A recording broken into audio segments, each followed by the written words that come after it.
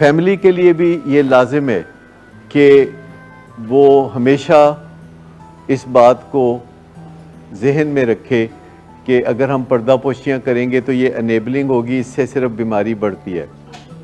और जब आप पर्दापोशियाँ करते हैं तो फिर आप बेइज्जती भी करते हैं, प्रोवोकिंग भी करते हैं। जब प्रोवोकिंग करते हैं तो उससे भी बीमारी बढ़ती है।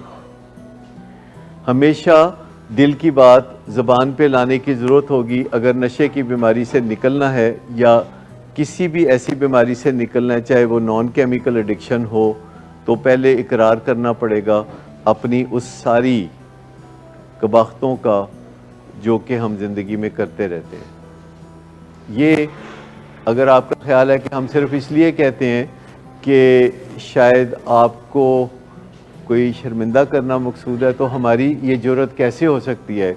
हाँ, मुश्किल है, कोशिश करनी पड़ती है, सीखना पड़ता है। मुझे बताइए कि जब आप डॉक्टर के पास मेडिकल चेकअप के लिए जाते हैं और वो कहता है कि कपड़े उतार दें और चेकअप फिर करता है, तो एम्बैरेसमेंट होती है कि नहीं? मुझे बताइए कि आप में से कोई है जो इस एम्बैरेसमेंट में से नहीं गुजरा? कभी होती है ना एम्बैरेसमेंट।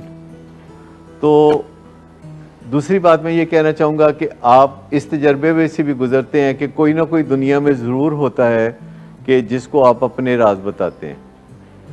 कोई ना कोई इस दुनिया में होता है जिसको आप अपने राज बताते हैं। अगर आपके 4 दोस्त हैं और आप चारों को राज बताते हैं, तो किसी को एक छटाक बताते हैं, किसी को 1 पाव बताते हैं और किसी को 1 किलो बताते हैं।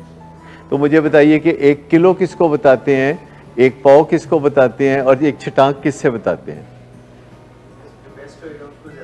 जो बेस्ट होगा उसको ज़्यादा बताएंगे, और जो सबसे कम दोस्त होगा उसको ज़रा कम बताएंगे। और जब आप उसको बताएंगे और वो आपके दिल से बोझ उतरेगा, तो फिर आप क्या करेंगे?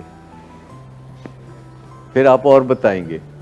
तो मुझे बताइए कि लोग दूसरे लोगों को क्यों बताते हैं? और जब आप दूसरे लोगों को अपने दिल की बात बताते हैं, सही मानों में आपके दोस्त वो उसके बाद बनते हैं। यानी आपका जो पैमाना होता है दोस्ती का, वो और भी कोई हो सकता है, लेकिन आपका दोस्ती का पैमाना ये भी होता है कि आप किसी को कितनी बातें बताते हैं और कितनी बातें नहीं बताते।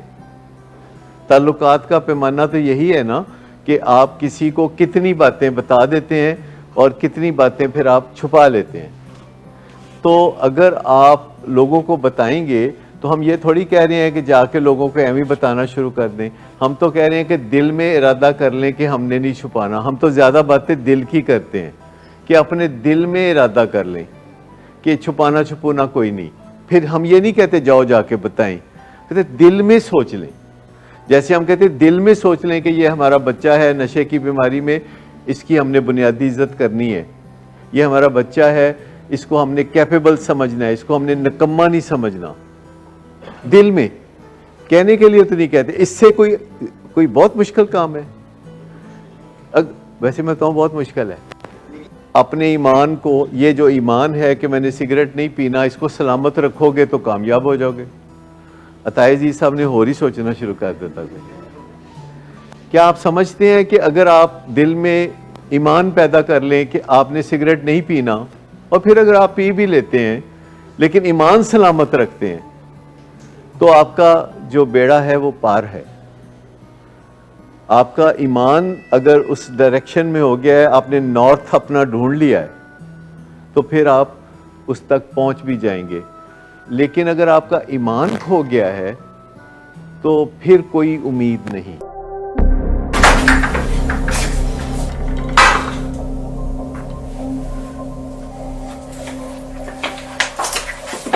आज फिर पी कर आए हो?